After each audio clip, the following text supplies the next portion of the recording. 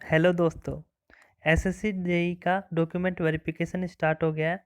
लेकिन दोस्तों, काफ़ी लोगों को कन्फ्यूजन है कि सीपीडब्ल्यूडी के लिए बीटेक वाले एलिजिबल हैं या नहीं, और डॉक्यूमेंट वेरिफिकेशन में क्या क्या डॉक्यूमेंट्स चाहिए हमको, पोस्ट प्रेफरेंस क्या भरें हम, ये सारे कन्फ्यूजन लोगों के मन में है। तो चलिए इनके बारे में हम एक एक करके जानते हैं। तो सबसे पहले दोस्तों, जो बीटेक एलिजिबल है या नहीं सीपीडब्ल्यूडी में, ये जो इसका नोटिफिकेशन आया था उसमें आपका पॉइंट नंबर 8 में लिखा हुआ था कि जो आपका सीपीडब्ल्यूडी डिपार्टमेंट है उसमें लिखा हुआ है डिप्लोमा इन सिविल इंजीनियरिंग या फिर diploma in electrical and mechanical engineering वाले अलाउड हैं। यहाँ पे बीटेक या फिर डिग्री होल्डर नहीं लिखा है। तो सभी स्टूडेंट्स के मन में कन्फ्यूजन हो रहा है कि सीपीडब्ल्यूडी में बीटेक होल्डर जो है वो अलाउड है या नहीं है।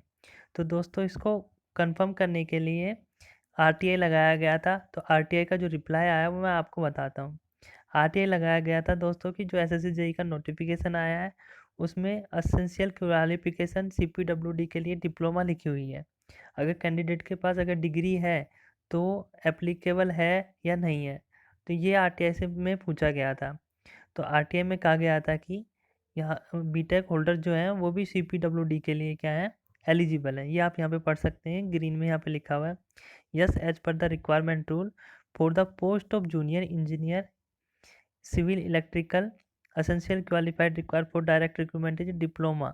यानी कि ये कहना चाह रहे हैं कि जो मिनिमम क्वालिफिकेशन है वो आपकी डिप्लोमा रहेगी सिविल इलेक्ट्रिकल के लिए या मैकेनिकल। और डिग्री होल्डर वाले जो हैं दोस्तों, यहाँ पे लिखा हुआ है डिग्री होल्डर वाले हैं वो भी इसके लिए एलिजिबल हैं। तो आप ये कन्फ्यूजन दूर कर लीजिए कि हमारे पास अगर डिग्री है तो हम सीपीडब्ल्यूडी को चुन सकते हैं या नहीं चुन सकते हैं। तो दोस्तों, आप आराम से सीपीडब्ल्यूडी में जा सकते हैं अगर आपके पास डिग्री है तो भी। दूसरा दोस्तों कि हमारे को क्या क्या डॉक्यूमेंट्स चाहिए वहाँ पे जब डीबी में जाएंगे। तो दोस्तों, डॉक्यूमेंट वेरिफिकेशन में जाएंगे तो हमको क्लास 10th का आपका सर्टिफिकेट, मार्कशीट, ऐसे 12th का सर्टिफिकेट और 12th की मार्कशीट और डिग्री चाहिए। और डिग्री के साथ साथ दोस्तों जो 8 सेमेस्टर की मार्कशीट्स हैं वो भी चाहिए। और एक आपको जो ऑप्शन फॉर्म मिला है दोस्तों वो भर के ले जाना, उसमें प्रेफरेंस भरना है। और कम्युनिटी सर्टिफिकेट चाहिए एससी एसटी ओबीसी के लिए और ईडब्ल्यूएस के लिए। और एक आपका फ़ोटो आइडेंटिटी कार्ड, यानी कि वो आधार कार्ड हो सकता है, पैन कार्ड हो सकता है, कुछ भी हो सकता है जिसमें आपकी फ़ोटो लगी हुई हो। तो दोस्तों, हमको जो डॉक्यूमेंट्स हैं इसी ऑर्डर में अरेंज करने हैं।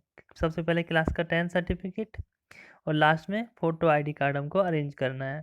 और दोस्तों, इनके ओरिजिनल ले जाना बहुत ज़रूरी है। और उसके साथ में हमको इन सारे डॉक्यूमेंट के 8 के 8 डॉक्यूमेंट्स की एक सिंगल फ़ोटोकॉपी हमको एक सेट बनाना है।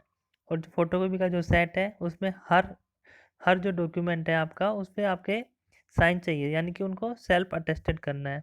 और साथ में इसमें यहाँ पे ऐसे भी लिखा हुआ था कि उस पर रोल नंबर और मोबाइल नंबर भी लिखने हैं डॉक्यूमेंट्स पे।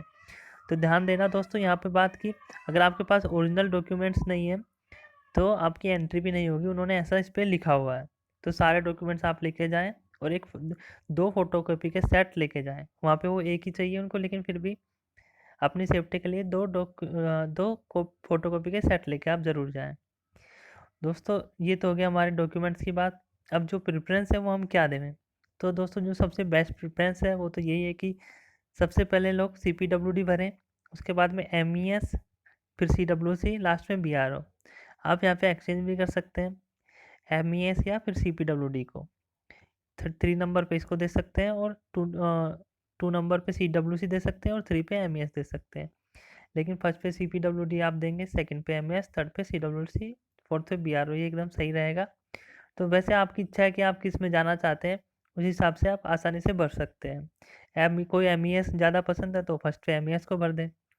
तो आपको पता चल गया दोस्तों, पोस्ट प्रेफरेंस ये है आपकी, डॉक्यूमेंट्स आपको ये लेके जाना है और आपका डिग्री से रिलेटेड जो, ताकि हमारे डिग्री वाले एलिजिबल हैं या नहीं है, तो वो भी आपका कन्फ्यूजन दूर हो गया। लास्ट में दोस्तों देख लेते हैं कि जो डॉक्यूमेंट वेरिफिकेशन वहाँ पे होएगा उसमें कितना टाइम लग रहा है आपका।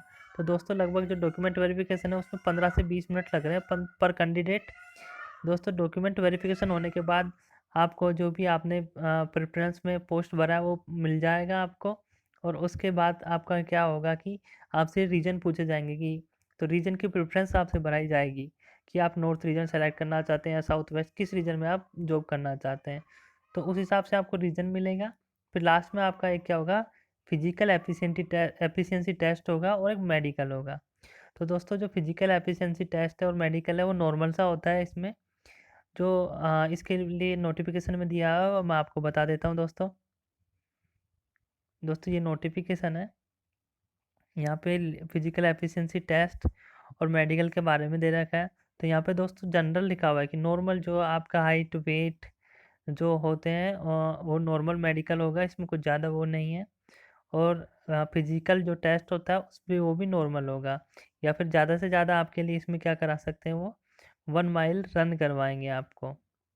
1 माइल यानी ये होता है लगभग दोस्तों 1.5 किलोमीटर कितने 10 मिनट में, ऐसा इसमें नोटिफिकेशन में दिया हुआ था। आप इसको पूरा पढ़ेंगे तो आपको यहाँ पे मिल जाएगा।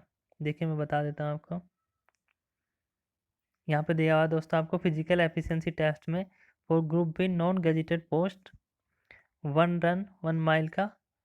तो ये है मैंडेटरी, पास करना मैंडेटरी है इसको दोस्तों। 10 मिनट में आपको 1 माइल कवर करना है, तो आसान है, आप आसानी से कर सकते हैं। यानी कि नॉर्मल मेडिकल और फिजिकल टेस्ट होता है, इसमें कुछ भी नहीं है। तो दोस्तों आपको अगर इन्फॉर्मेशन पसंद आई हो तो लाइक ज़रूर करें वीडियो को एंड सब्सक्राइब ज़रूर करें चैनल को। थैंक यू दोस्तों।